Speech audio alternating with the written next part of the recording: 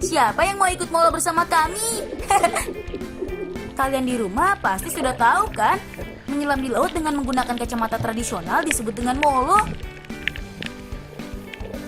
Ayo kawan-kawan, kita cari cangkang kimanya. Eits, tenang. Aku tahu kok kalau kima itu dilindungi. Kami hanya mengambil cangkang kima yang sudah mati saja. Kima merupakan kerang besar yang banyak ditemukan di perairan Asia Tenggara. Di Papua, kima banyak terdapat di daerah kami sampai ke Kepulauan Raja Ampat. Oh iya, kalian penasaran kenapa kami berburu cangkang kima yang sudah mati ini? Kami akan membuat kapur sirih dari cangkang kima ini.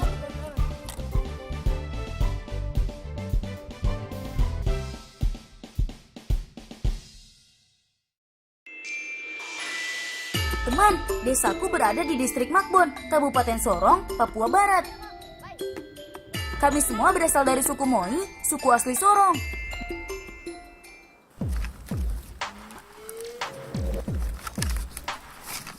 Bibi sudah menunggu rupanya. Ini mama terus dapat kulit bian. Lari. Ini mama ada satu lagi nih. Marta kan satu lagi. Ada lagi nih. Mama. Cangkang kima ini kita bakar beberapa saat sampai hancur. Oh iya, makan buah sirih dan pinang sebenarnya bukan berasal dari suku kami. Awalnya, kebiasaan ini dibawa oleh salah satu pendatang dari Biak. Sejak saat itu, sirih pinang sudah menjadi kebutuhan sehari-hari. Bahkan tidak cuma orang dewasa, anak-anak seperti kami juga suka ikut mengunyah sirih pinang. Buka-bukakan. Iya, seperti nih. Pulang kamu ada bikin apa, Kak? Om, kamu udah bakar kapur. Ya sudah, kamu bakar sudah. Om, mama kemana? Kemana? Ya, mau pergi mulu ini. Ya, Om, jalan hati-hati ya. Oh ya sudah. Nah, sepertinya cangkang sudah mulai hancur. Siapkan dulu peralatan untuk mendinginkan dan menumbuknya. Cepat, boleh. Tunggu itu. Iya. Pak, Marta kena kan mati api.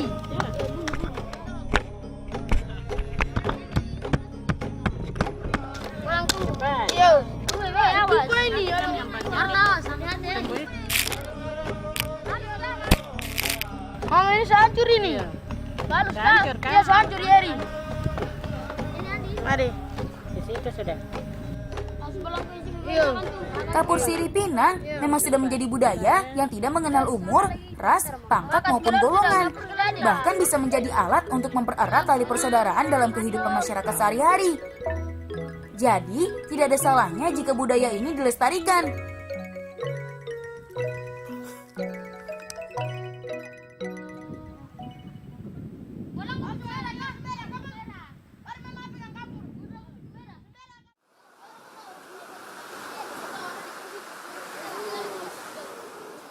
Biar kau di Marta jalan potong akar, kita berani Gusto jalan potong akar. Iyo, tempo. Jalan, mari. Jalan. Teman di rumah, mau tahu cara membuat kacamata molo ala si Bolang Malaum Karta? Segera siapkan buku dan alat tulis kalian ya. Kalian juga bisa mencobanya di rumah. Yang pertama, kita harus cari bahan dasarnya, yaitu batang kayu yang lunak. Kalau kami biasa menggunakan kayu jenis bintangur dan sebakau. As pulang hati-hati. Oh, putus Gustav. Kau pegang sudah. Iya. Marta Yeri tinggalan kacamolo sana. Jalan sudah. Jalan nih kacamolo. Jalan.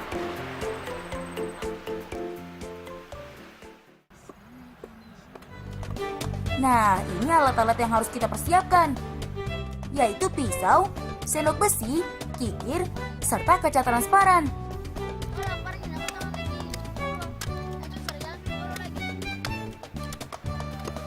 Pertama, potong batang kayu secara miring seperti jajaran genjang. Bagian belakang kacamata molo dipotong lebih miring, supaya bisa menutup seluruh kelopak mata mengikuti bentuk wajah.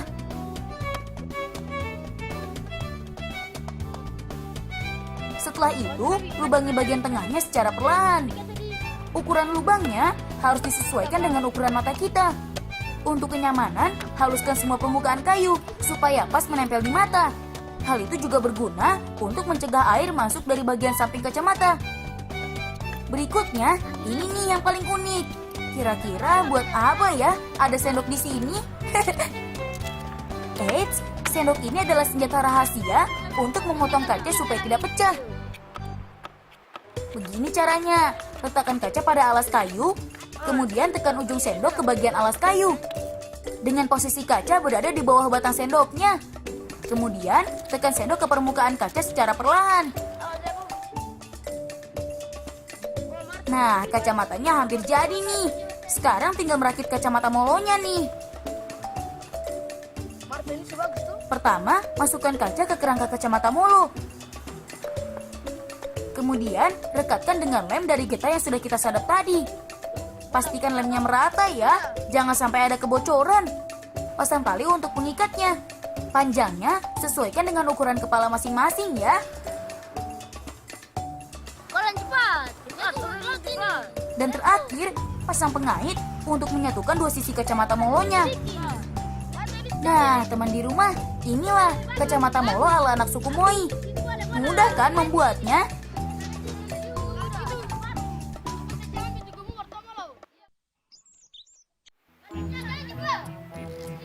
Kawan, sekarang saatnya mencari buah lobong nih.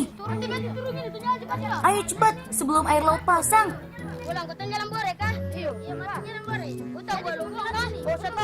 Ini dia yang kami cari.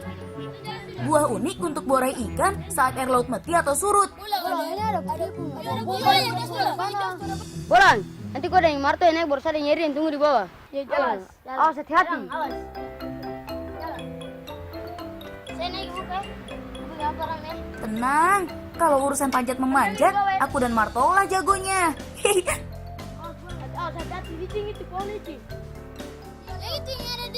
Lobong mempunyai daun lebar seperti ketapang dan tumbuh di sekitar pantai. Pohon ini mempunyai buah yang unik karena bentuknya menyerupai bentuk lonceng. Nah, buah inilah yang sering kami manfaatkan untuk kegiatan borai atau membius ikan secara alami. Buah lobong biasanya ada di bagian ujung cabangnya. Mengayunkan parang di atas pohon begini harus hati-hati teman. Pastikan parang tergenggam erat dan keseimbangan badan terjaga supaya tidak membahayakan diri sendiri dan teman di bawah sana. Iya, aku boleh nggak boleh? Ini sisa sudah. Hari sudah mulai sore, itu tandanya laut sudah mulai surut. Ayo, kita bergegas ke pantai.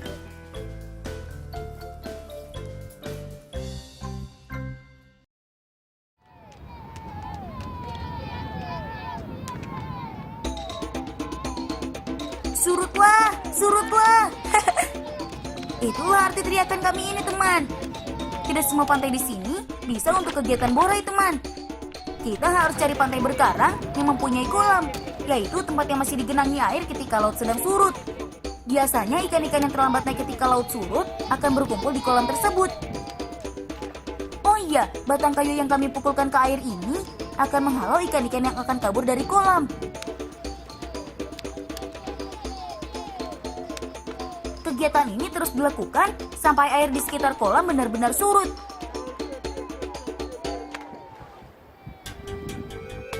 Semua sudah jongkok dan berhenti pukul air. Itu tandanya kolam ini sudah bisa diborai. Untuk borai, yang kita gunakan adalah biji dari buah lobong ini. Parut biji buah lobong menggunakan batu, kemudian masukkan parutan buah lobongnya ke dalam air kolam. Harus diborai dari beberapa penjuru nih, biar borainya cepat bereaksi. Zat kimia yang terdapat pada kandungan buah lobong inilah yang bisa membius ikan-ikan di sini.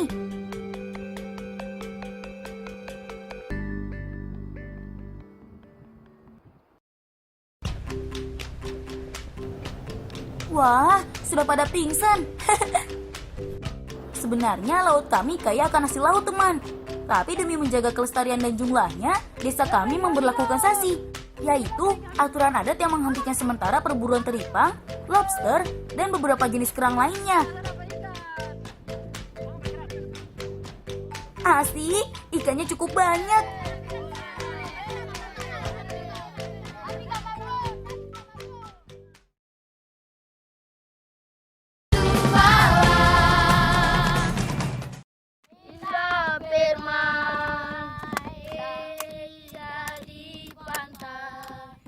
Wah, Yeri dan Gustav bersenandung terbawa suasana pantai rupanya.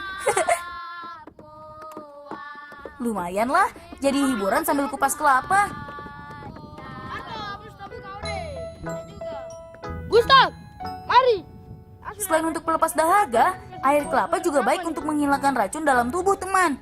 Apalagi saat panas-panas begini, badan pasti langsung segar. Aduh, segar sekali.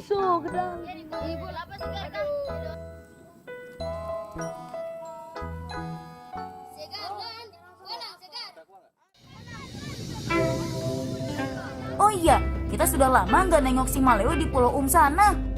Ayo, kita bawakan daging kelapa ini untuk mereka. Papua Barat memang dikenal dengan pulau-pulaunya yang indah, teman. Termasuk Pulau surga kecil yang Tuhan berikan kepada kami. Pulau tak berpenghuni ini letaknya cuma beberapa ratus meter saja dari bibir pantai desa kami. Dengan bersampan seperti ini, paling hanya butuh setengah jam untuk sampai di sana. Ada yang unik di pulau ini. Kalian akan melihat pohon-pohon cemara berbuah kelelawar. Tidak percaya? Ayo datang ke sini. Pulau ini dihuni oleh berbagai macam satwa dan tumbuhan. Salah satunya adalah kelelawar besar. Saat siang hari, kelelawar akan tidur dan memenuhi ranting pohon di seluruh pulau. Saat sore tiba, kelelawar akan pergi berburu, kemudian burung camar akan bergantian menempati pohon-pohon di pulau. Nah, selain itu, kami juga punya sahabat lain penghuni pulau ini. Ya, burung maleo. Semoga kita bisa bertemu mereka.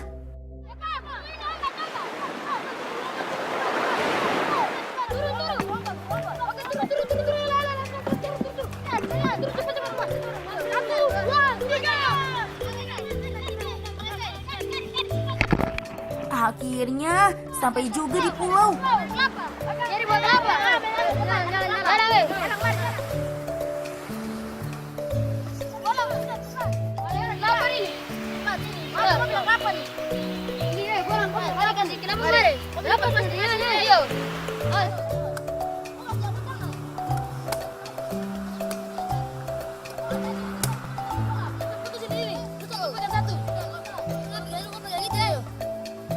Ini aku dapat yang ini. Iya, ayo.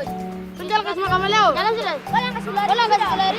Iya. Cepat. Andi kasih lari ini. Kira cepat sudah. Sudah. Boleh cepat. Kita dapat satu. Kau bagi dulu. Baru dapat satu. Yeri dapat satu. Iya, mari cepat. Oke. Tunggu ini jangan. Teman, burung maleo di sini suka makan ampas kelapa loh. Awalnya, pulau ini sering dijadikan tempat singgah para nelayan untuk beristirahat. Nelayan sering meninggalkan sisa makanan mereka, termasuk sisa kelapa yang mereka minum. Kami mengerok daging kelapanya supaya si maleo bisa langsung menyantapnya. Jalan. Cepat, jalan. Terus bikin kelapa selesai tuh. Cepat, jalan. Mbak. Marta Gustav Yeri, mari kau jalan. Kau pakai daun di ketemu muka dulu. Oke, kau jalan saja boleh. Jalan. Pakai daun itu mari jalan. Jalan cepat. Jalan ya bola. Foto daun. Sekarang kau foto daun sudah. Ini dulu. Untuk foto. Cari tahu. Sembunyi dulu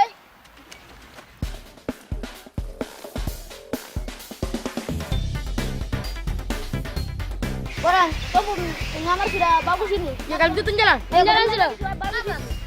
Jalan. Jalan ke muka. Arto. Jalan.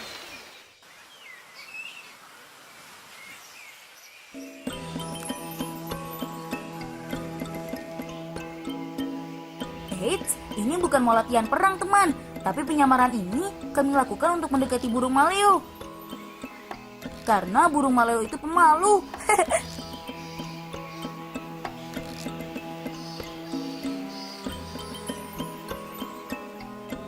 Semoga si maleo tidak malu jumpa dengan kita.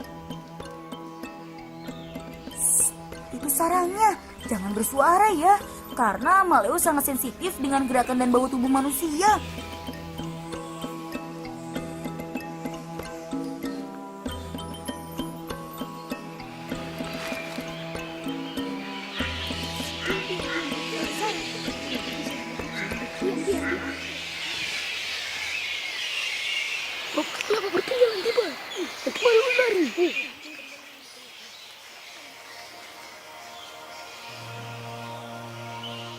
sepertinya sahabat kecil kita sedang keluar sarang. Teman, gundukan tanah yang menyerupai bukit kecil ini adalah sarang maleo, teman. Maleo memanfaatkan panas bumi untuk meletakkan telurnya, kemudian menguburnya sampai menetas. Nah, anak maleo yang menetas akan keluar langsung dari tanah.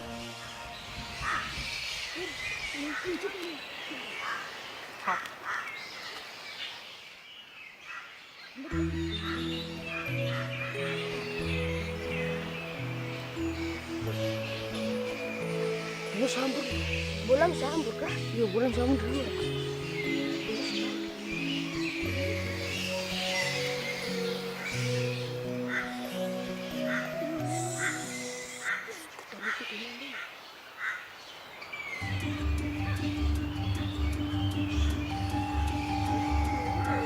Duh, sepertinya si burung maleo memang malu untuk bertemu dengan kita. Atas, di bawah. Biar dong pulang sudah, maleo terdatang ini. Iya, malas lagi. Malas lagi. Ayo nanti dimakan sudah, mari kita pulang. Iya. Saya sudah malas ini.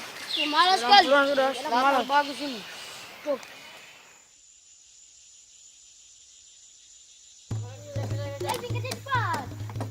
Teman, suku Moi tidak hanya pandai mencari ikan, namun juga pandai membuat perahunya. Contohnya pamanku ini. Sudah puluhan tahun, beliau membuat perahu-perahu di sini. Butuh waktu seminggu untuk menjadi bentuk seperti ini. Iya, begitu. Nah, hari ini kami akan gotong royong menurunkan perahu ke tepi pantai. Sekarang siapkan tali dari rotan dan 2 batang kayu sebagai kemudinya. Alat-alat ini untuk menarik perahu.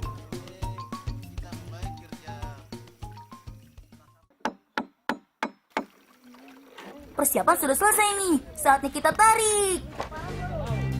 Tarik, tarik, tarik, tarik. Tarik, tarik, tarik. Dibutuhkan kerjasama yang baik antara kelompok depan dan belakang.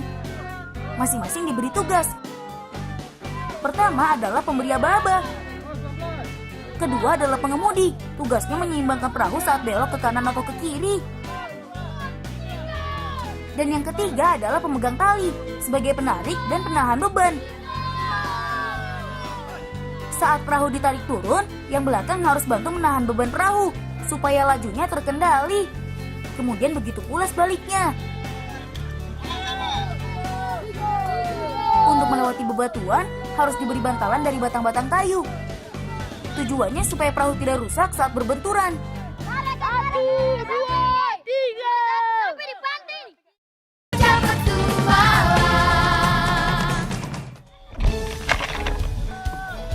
Ayo semangat!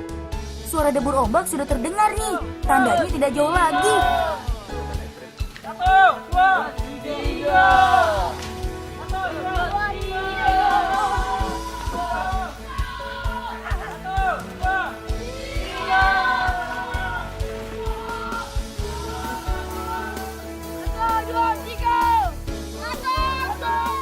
Teman, aku beruntung sekali hidup dan dibesarkan di tengah-tengah masyarakat yang masih menjunjung tinggi nilai gotong royong.